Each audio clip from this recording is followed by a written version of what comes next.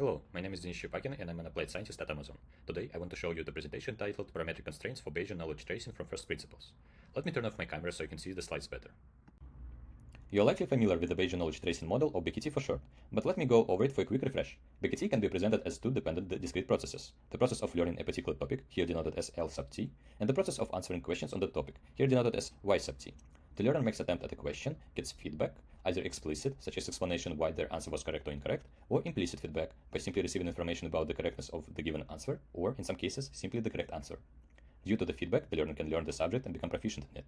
At each time, the learner is either proficient, denoted as LT equal to 1, or not proficient, denoted as LT equal to 0. In the simplest version of BKT, once the learner becomes proficient, they cannot unlearn, which means once LT switches from 0 to 1, it will remain being equal to 1 for the rest of the process. There are, of course, more complex versions of the BKT with forgetfulness, where the learner can switch from LT equal 1 to LT equal 0. But that's out of scope of this presentation. However, let me note that the presented results can be extended to such models as well. Now, depending on the state of the proficiency of the learner, LT, the answer they give follow different probability distribution. Namely, if they are not proficient, LT equal to 0, then they have a probability of answering the question correctly by simply guessing, with probability P of G, where G stands for guess. And the complementary event of them not guessing the correct answer is the probability given by 1 minus PG. In case the learner is proficient, so LT equal to 1, they can answer the question incorrectly, or sleep on a question, with the probability P of S for sleep. Naturally, they answer the question correctly with probability 1 minus PS.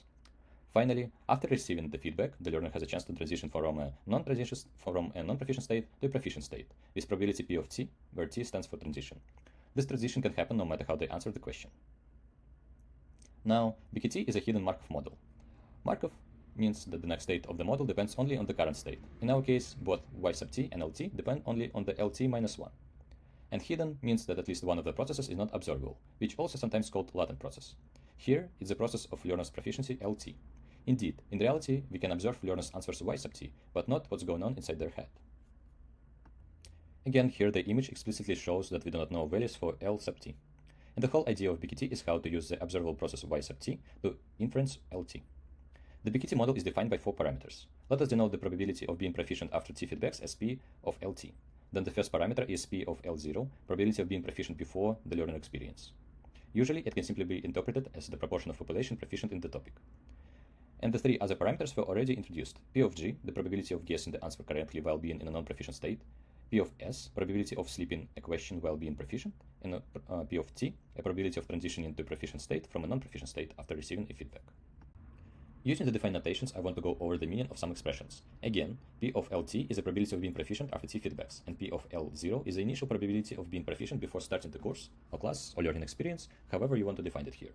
Next is the probability of being proficient before any feedback is given, if you know that the first answer was incorrect. Note that we have a before any feedback here, because L sub 0 has 0 in its index, meaning 0 feedbacks were received. Next is almost similar, a probability of being proficient after the first feedback, if you know that the first answer was incorrect. The difference from the previous one expression is that L has an index 1 instead of 0, so feedback was received and the learner had an opportunity to go over and transitioning to a proficient state. Of course, it's just an opportunity. We don't know whether it happened or not, or even if they weren't proficient in the first place, for that matter. Finally, this one is a probability of being proficient after the first feedback, if you know that the first answer was incorrect and the second answer was correct. A small nuance here. Since BKT is a Markov process, the last two expressions are usually written without y1 equal to 0, since all the information about it would be already incorporated in our estimate of learner proficiency state. And the B in BKT stands for Bayesian, and using the Bayesian formula we can get first two formulas to update our estimate P of LT. The third formula is the transitioning process. It basically says that if you are not proficient, you can transition to a proficient state with probability P of T, as we discussed. Now, BKT, as any model, is only as good as the assumption we put into the model about the process we are modeling. So here we are moving to the main idea of this presentation, which is not all values for our 4 parameters are good parameters. And by good, I mean that there wouldn't make sense to describe the underlying process. Similarly to, let's say, a situation when we write down equation in physics using a negative mass, that won't do us any good. Well, at least in the classical Newtonian physics. Yes, we can sometimes plug in inappropriate values into equations and even do our calculations, but we will just end up with nonsense. It turned out something similar can happen for BKT model. We can have some values for the 4 parameters that wouldn't make sense logically.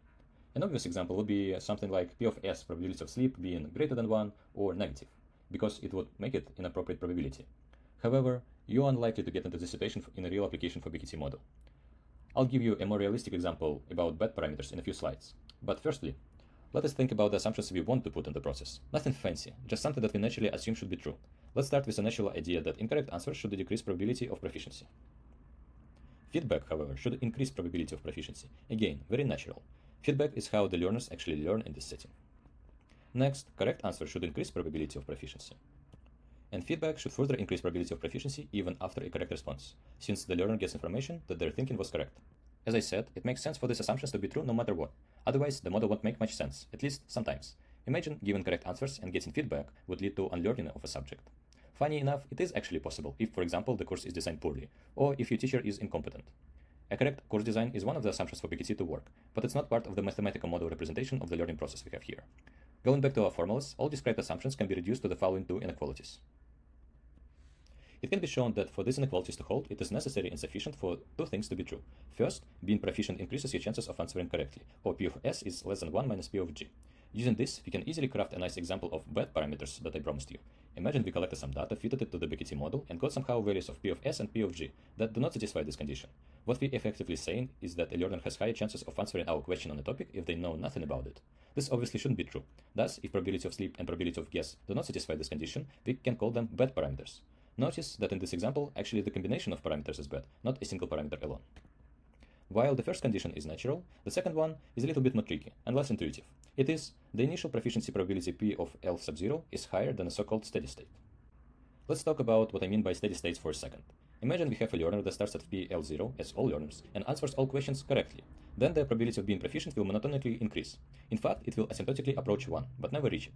However, if P of t is equal to 1 for any t for whatever reason, it will stay there forever. In other words, 1 is the steady state, because if you are there, you will stay there forever.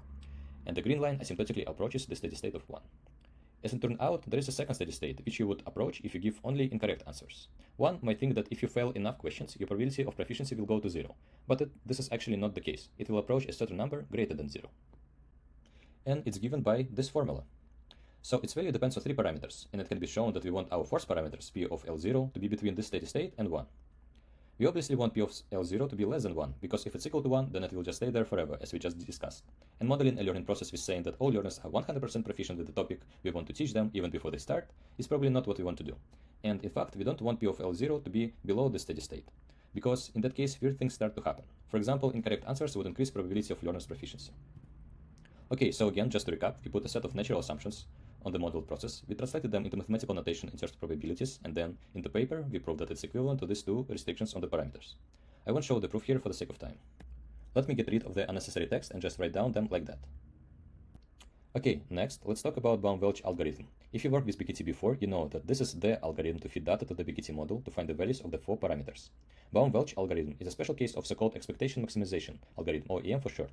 Baum-Welch algorithm is simply a closed-form solution of the EM algorithm, which exists for hidden Markov models, which includes BKT. Baum-Welch does not guarantee the resulting values for estimated parameters to satisfy the properties we have here. To find parameters estimates and guarantee that the condition will be satisfied, we must unfortunately forego the Baum-Welch algorithm and go back to its more general version, the expectation minimization algorithm. EM is an iterative algorithm that finds better and better parameters estimates on each iteration. And by better here, I mean the ones that would increase likelihood function more and more until we end up in a local maximum. The parameters are denoted as theta star here. For EM process, we construct a function q that depends on the values of our best previous estimate, theta star previous, and we find the maximum of this function, which gives us the next estimate, theta star next. And, by the way, Baum-Welch algorithm is simply an analytic solution for this maximization problem. In our case, however, instead of simply maximizing the function, we want to solve a constraint optimization problem. Note that both conditions can actually be written as a single inequality that you see here. Theta star next maximizes function q and is subject to this inequality. Again, theta is a vector of our 4 parameters. There are a few ways to solve this problem. In the paper, we demonstrated how to solve it using interior point method. Now, let me show you some of the results of this procedure. Here, we used the predefined values for 4 parameters and simulated 100 datasets using them, and then independently fitted each dataset with both Baum-Welch algorithm and the algorithm presented here. The green dots are the true values of the parameters that we used for simulations. You're probably having a hard time seeing the second green dot on the second graph, but it's there behind all those markers in the left bottom corner. All red triangles are estimates obtained from the Baum-Welch algorithm. You can see how some of them, namely upward red triangles, fall near the true parameter values. However, the downward red triangles, fall way over there from the true parameter values. Moreover, we tested whether each of the estimated parameters satisfied the condition for good parameters. To no surprise, the upper red triangles satisfied the conditions, while the downward red triangles did not. Next, we used the very same datasets and same initial guesses for the parameters to run the EM algorithm that we proposed here. Again, we used upward and downward triangles to indicate datasets. I want to emphasize that all parameters yielded by the EM algorithm are good in the sense that they all satisfy the conditions by design. Here, downward triangles are simply used to indicate the datasets on which Baum-Welch algorithm failed. As you can see, the EM algorithm was able to rescue all those datasets and yielded parameters that both satisfy the conditions and give good estimates for the parameters. Next, we repeated the experiment, but instead of using 100 different datasets, we used one dataset but ran each algorithm 100 times. In both EM and Baum-Welch algorithm, you start with a random point in a parameter space and converge to a local maximum. Depending on the starting point, you might end up in a different local maximum. Here, for each run, both algorithms started from the same starting point for a better comparison. You can see a very similar picture that in about 20% of the cases, Baum-Welch algorithm failed to provide good estimates, which also fell far from the true parameter values. And as before, EM was able to rescue them in all cases. Next, we wanted to demonstrate the advantages of the described approach for various values of parameters to show that it wasn't specific to the ones we picked in the previous two experiments. For that, we randomly selected 100 values as the true parameters. Since we have 4 parameters, it would be quite hard to show you a 4D picture of the parameter space.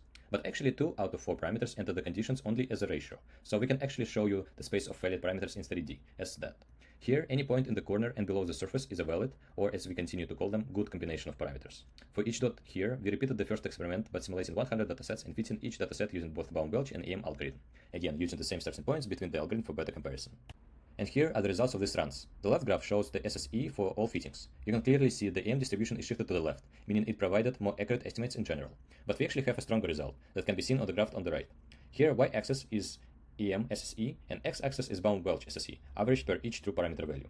As you can see, EM actually gave a better estimate not only on average per all parameter values, but for each combination of parameters. I want to note that this advantage is not due to EM being better for each individual case, though, but because of the fact that Baum-Welch can yield bad parameters in the sense that they both do not satisfy the conditions and estimate the true parameters poorly. And that concludes my presentation. Thank you very much for listening.